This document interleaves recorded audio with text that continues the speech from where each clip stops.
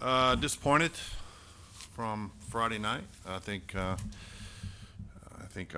told Rabelais after the meet. I said it's unacceptable, and it is. And it's a 197 225, and even with all the mistakes we made leading up to the end of the meet, we still had a chance to win it right up till the end. So the issue is not the score or the outcome as much as it is just adhering to our standard and being and having an identity that doesn't allow those things to happen. So I don't know. We're going to find out. I don't know if we were overconfident or what it was, but we're gonna address it beginning today, but the sky's not falling, and you know, as you guys have heard me say, wins and losses don't determine a whole lot for us, and we outscored each of our first two meets, so it still was from that standpoint good. The issue, you get excited about what happened 2 weeks ago, and you feel like that's a turning point, and you want it to bear fruit and create momentum, and when that doesn't happen, it can be disappointing, and it's disappointing for all of us. So we will, as we do on good things and bad things, we will turn the page, but we will also make sure that we adhere to the standard that we have for ourselves.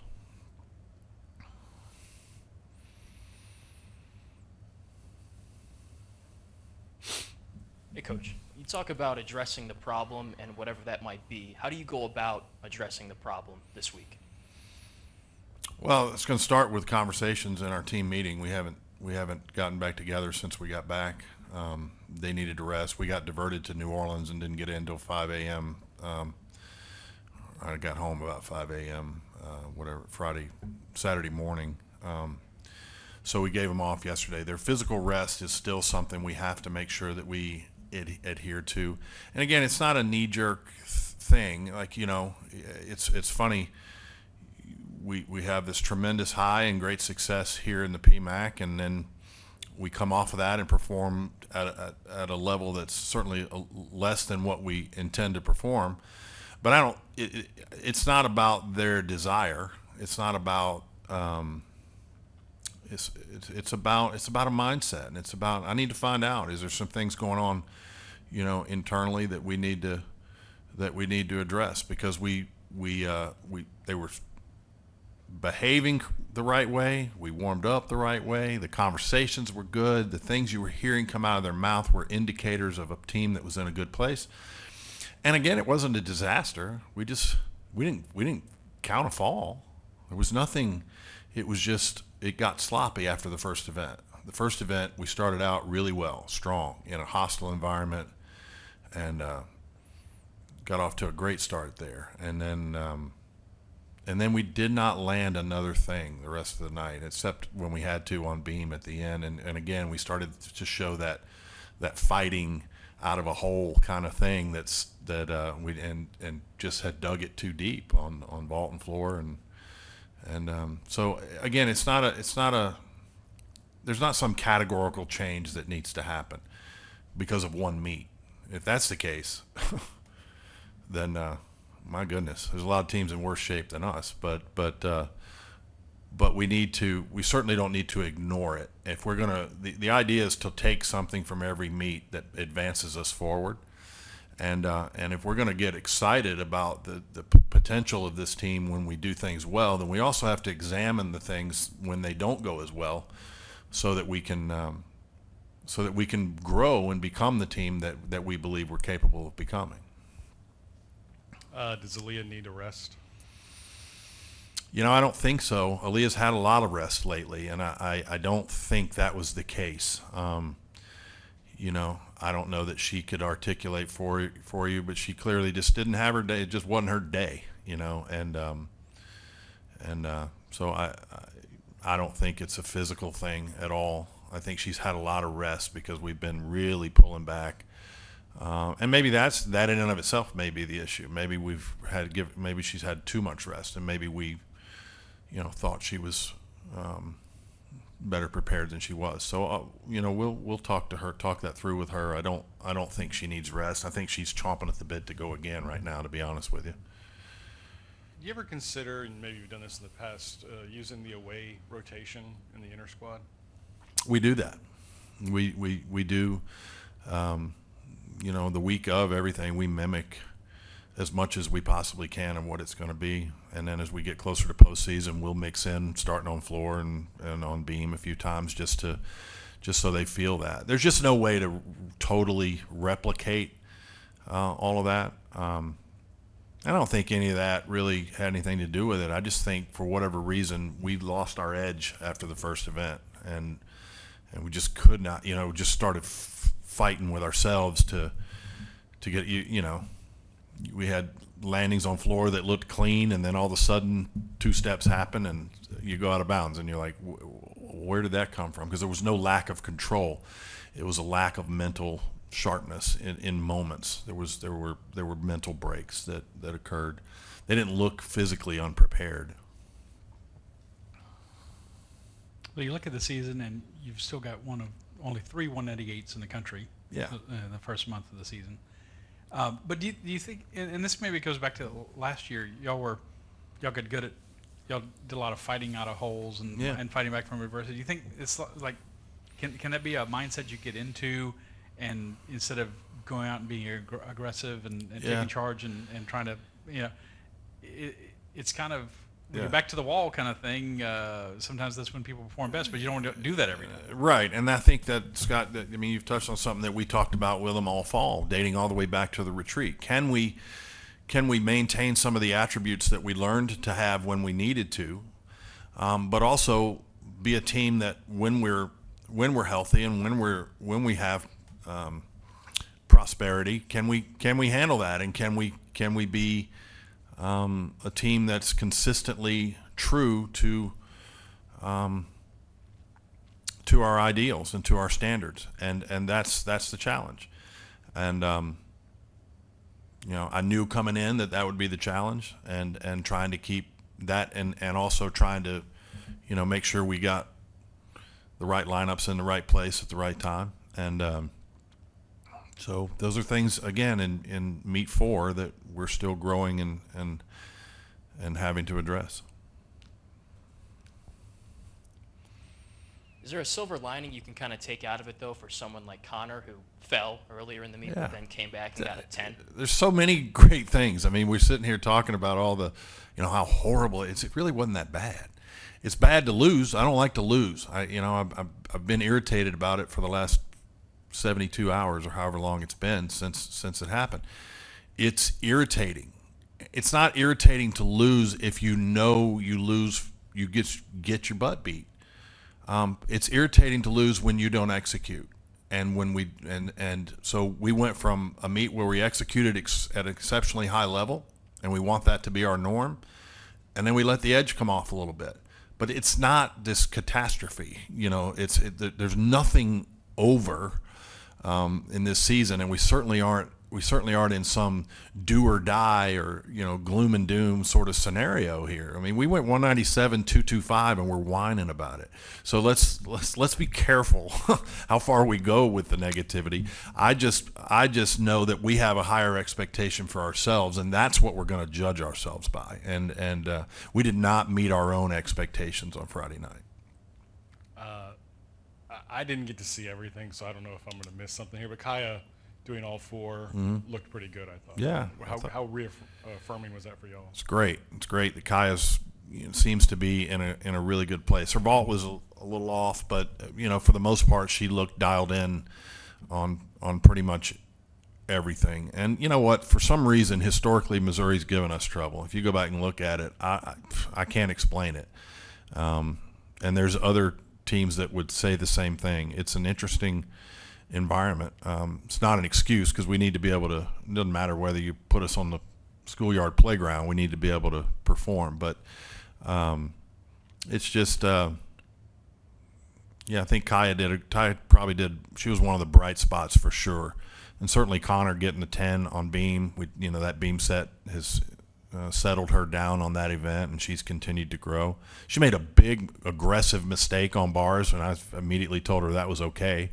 She missed that release, but the other 5 wired bars. We started with a 49.4 on bars. Anytime you do that away, you're in a pretty good spot. So it was after that we just could not find control on our landings on the leg events very well, and we gave away too much. It was easy for us to have gone high 197 in there that night. It was early in the week, but when I was in there on Monday, Ashley was struggling with her bars routine. But she was nails for you there. Yeah, I mean, I was pretty confident in based on where she's been the last several weeks. You're talking about Ashley Cowan? Yeah, no, I was pretty confident early in the week that she needed to go. She was, and I didn't move off of that. I didn't see anything that alarmed me that she didn't. She's been doing a great job. And she went 9.9, right? So that was a breakthrough for her too. She may have done that once last year, but she landed that dismount. Thanks, man. Coach, you got Arkansas coming in here, one of the teams that is performing the best they ever have in school history. You talk about that mental sharpness. How sharp does your team have to be Friday against an Arkansas team that's just kind of lighting it up right now? Yeah, I mean, Arkansas is a great team. We know who they are, and they're doing a good job. And they've started fast this year and put themselves in a great position early in the season. But again, it's still early in the season. I believe in this team. I believe in the team that we have and the personnel that we have and the skill level that we do.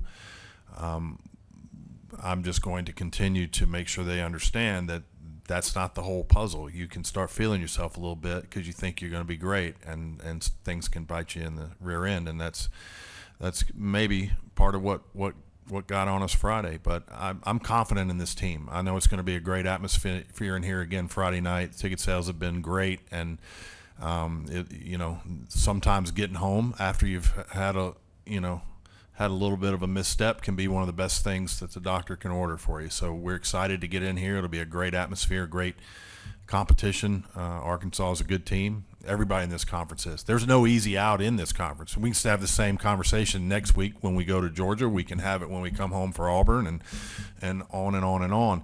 There's not an easy out, especially on the road. In this conference, so much, it's not any different than any other sport. It's hard to win. It's hard to win on the road for sure, and so you've got to make sure you bring your A game all the time. I'm just curious what you tell an athlete after they maybe go for an aggressive move and fall and have to compete still later on in the meet. I mean, if it's an aggressive mistake like what Connor's was, I mean, it was big. She wasn't timid at all. It's just a little bit of a timing thing, and she's still, very young, and you got to let freshmen be freshmen sometimes. And the first thing I said to her, because she had this look on her face like, oh my gosh, I messed up, I just said, it's okay. It's okay. It takes 5. It takes 5. You went hard. You finished strong. We put you back up there. You finished the routine well. Let it go. You got 2 more events. Let it go. And she did. She crushed floor and went 10 on beam. If that's as bad as we get with a freshman, then we're in a pretty good spot, I think. So you got to let them. You got to allow for mistakes. What you can't get into a place where everybody feels like we can't ever make a mistake, because then a team starts to press, and you have to make allowance for that. And there has to. That's why we count 5 out of 6. And I just think that there's a difference between holding yourself to a high standard of excellence and demanding it from yourself, and requiring it. If you require it all the time, you're gonna fail.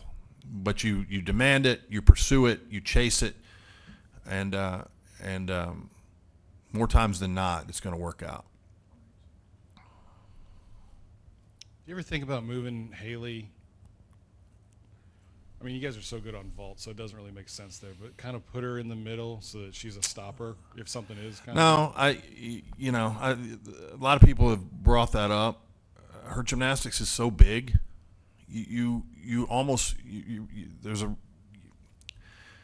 every coach has their own philosophy on these things. But the last thing I would want to do is to have the next kid up be directly compared to what they just saw Haley Bryant do, because I think sometimes that can damage someone else's scoring potential too. And they in and of themselves might be worthy of that 9.9 plus score. But sometimes the human nature of this whole thing is that judges, if they see something that's, so Haley is where she needs to be.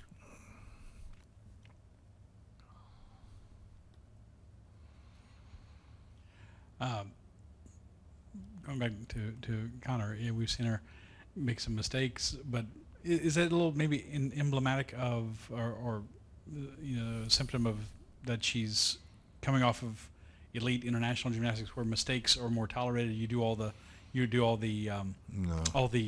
difficulty, but because her difficulty is really impressive when it all works. Yeah, no, I think it's emblematic of being a freshman. It's different. This is not the same animal, and they do obviously at the elite level. There's a much greater number of difficult skills that they're required to do, but they're out there doing it for themselves. And then when they walk into a collegiate situation and you feel the weight of my whole team's counting on me to do this.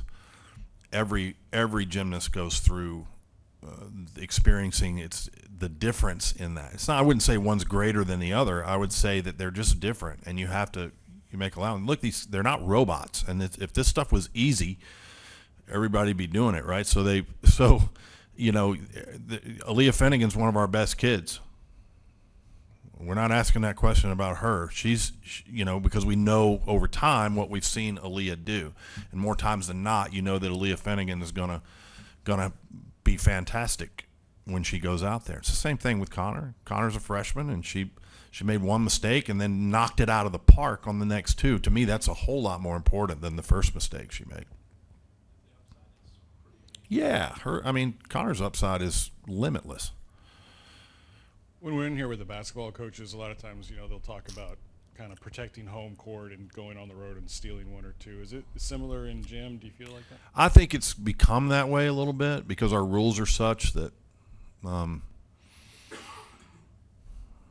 allow for a lot of variance or separation between teams anymore. And I do think certainly teams typically perform better in their own environment. It's not just about whether they got homered and you got great scores. It's about, I think our team performs better in front of their fans, and they perform better on their equipment, and the same can be said for virtually every other team. So is it more challenging to win on the road for that reason? You're on unfamiliar equipment in a different environment. Yeah, those things are variables that exist. But if you're going to be a championship level team, then you've got to get to where it doesn't make any difference. And we're not there yet. We're working to get there. We're working to have that kind of mentality where we can honestly have that expectation of ourselves every time we walk in the door. There's really only one team in the country that does that consistently right now, and everybody else is chasing them. And so we're one of those teams, and we're good enough from a personnel perspective to compete with anybody. But if we're going to be a team that separates itself, then we've got to separate ourselves in our approach and make sure that we can do it home and away.